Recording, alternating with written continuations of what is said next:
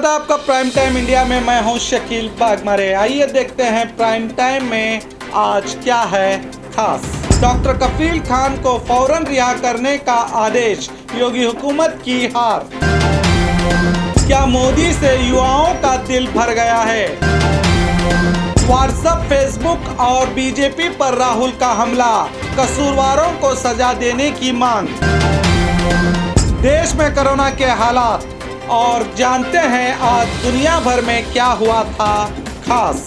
आइए देखते हैं खबरें विस्तार से। डॉक्टर कफील खान को फौरन रिहा करने का आदेश, योगी हुकूमत की हार। इलाहाबाद हाईकोर्ट की तरफ से डॉक्टर कफील खान को जमानत देकर फौरन रिहा करने का हुक्म दिया गया है। इस फैसले से योगी हुकूमत की हार हुई है, जिसने डॉक्टर कफील खान को एक नागरिकता आंदोलन के दौरान तकरीर देने के जुर्म में कई महीनों से सलाखों के पीछे डाला हुआ था। एक रिपोर्ट के मुताबिक हाईकोर्ट के जानिब से डॉक्टर कफील खान पर लगाए गए एनएसए यानी नेशनल सिक्योरिटी एक्ट को भी हटा दिया गया है। आपकी जानकारी के लिए हम आपको बता दें कि डॉक्टर कफील खान जो गोरखपुर के बीआरडी हॉस्पिटल के चाइल्ड स्पेशलिस्ट हैं, उनको अलीगढ़ में सीएए मुखालिफत आंदोलन में हिस्सा लेने और तकरीर करने के बाद जनवरी में गिरफ्तार कर लिया गया था। अदालत से जब इनकी जमानत मंजूर हो गई थी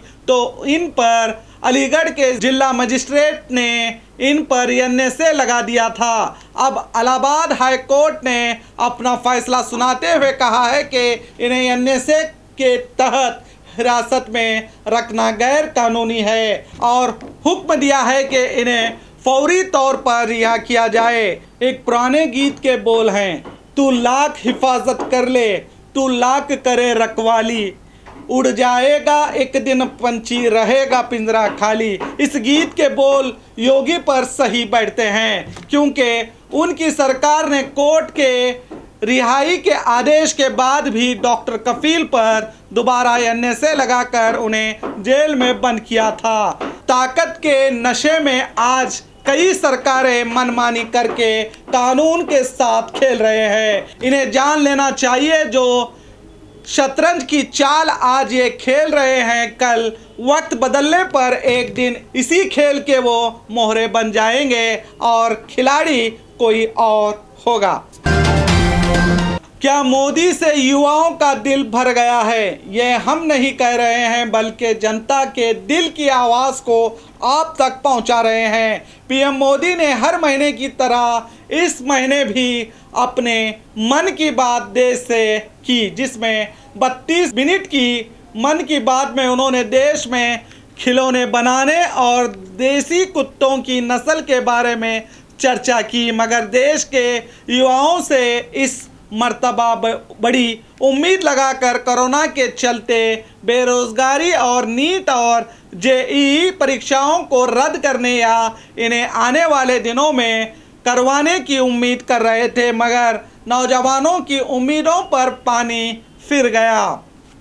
मोदी ने इन तमाम मुद्दों को छोड़कर खिलौने और कुत्तों की बात करने लगे, जिसके बाद पहली बार ऐसा दिखाई दिया कि पीएम मोदी के वीडियो को लाइक से ज़्यादा डिसलाइक मिलने लगे, जिसमें अब तक 2,13,000 लोगों ने मन की बात को लाइक किया है, तो वहीं 9,52,000 लोगों ने इस वीडियो को डिसलाइक किया है। कई लोगों ने कमेंट में लिखा है कि हम आपसे इकोनॉमी और जॉब चाहते हैं, हिंदू मुस्लिम नहीं। तो किसी ने लिखा मोदी तुमसे नहीं होगा, और किसी ने कहा अब इतने डिसलाइक देखकर अब मुझे ईवीएम पर शक होने लगा है। तो किसी ने लिखा मोदी जी हमेशा अपने मन की बात करते हो, कभी लोगों की भी सुन लिया करो, कभी प्रेस कॉन्फ्रेंस करके लोगों के जवाब दिया करो। इस तरह के कई हज़ारों कमेंट लोगों ने किए हैं, जो हम आपको पूरे सुना नहीं सकते, जिसमें मोदी जी से सवाल पूछे गए हैं। ऐसा ही होता है जब किसी से उम्मीद टूटती है। आज देश में कितनी समस्याएं हैं जिसकी कोई बात नहीं करता। कहते हैं बातों के खाने से भूख नहीं मिटाई जा सकती, आसमान में रस्सी डालकर झूला झुलाया नहीं जा सकता। अगर कोई आकर तुमसे बिना तागे की पतंग उड़ाने की बात कहे तो समझ लो वो तुम्हें बहुत बड़ा धोखा देने आया है।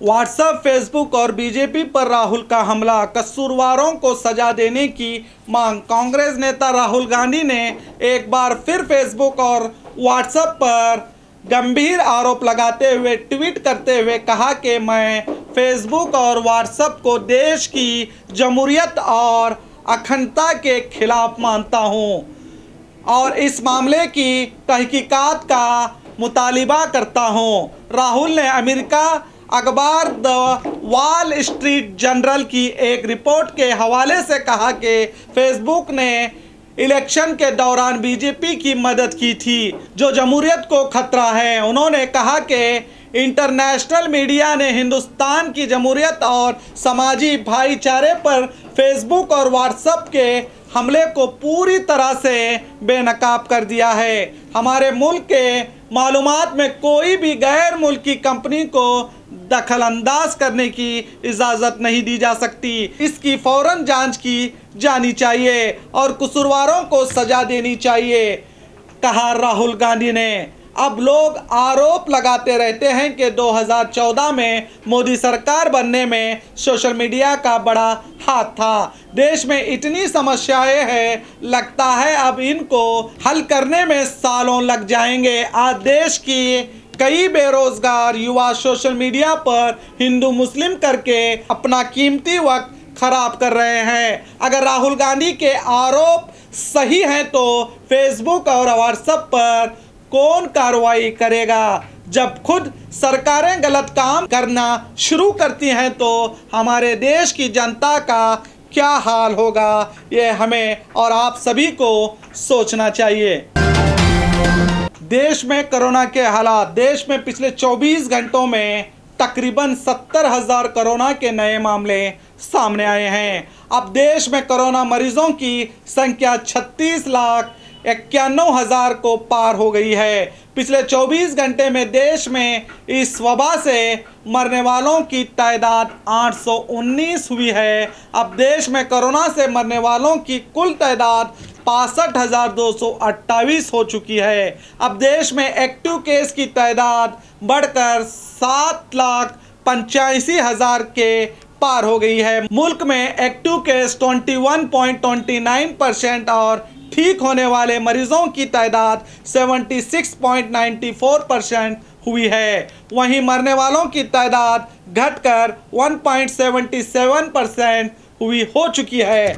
दिन ब दिन देश में कोरोना से हालात सुधरते जा रहे हैं। मरीजों की तादाद तो बढ़ रही है मगर मौतों की संख्या घटने से लोगों में जो डर था वो ख़त्म हो रहा है। मगर आपसे हमारी यही अपील है कि खासकर अपना और अपनों का ख्याल रखिए।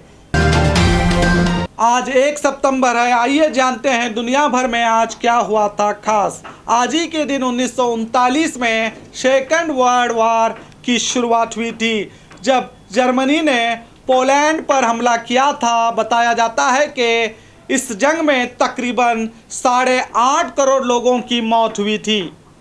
1956 में आज ही के दिन भारतीय जीवन बीमा निगम यानी LIC की स्थापना की गई थी। आज ही के दिन 1985 में 73 साल के बाद अटलांटिक समंदर की 4000 मीटर यानी 4 किलोमीटर की गहराइयों से 2 टुकड़ों में टूटे हुए टाइटैनिक जहाज का पता लगाया गया था जो एक हादसे में डूब गया था। सन 2000 में आज ही के दिन चीन ने तिब्बत होते हुए नेपाल जाने वाले अपने एकमात्र रास्ते को बंद कर दिया था। तो और खबरों के लिए देखते रहिए आपका अपना B News Nation prime time India.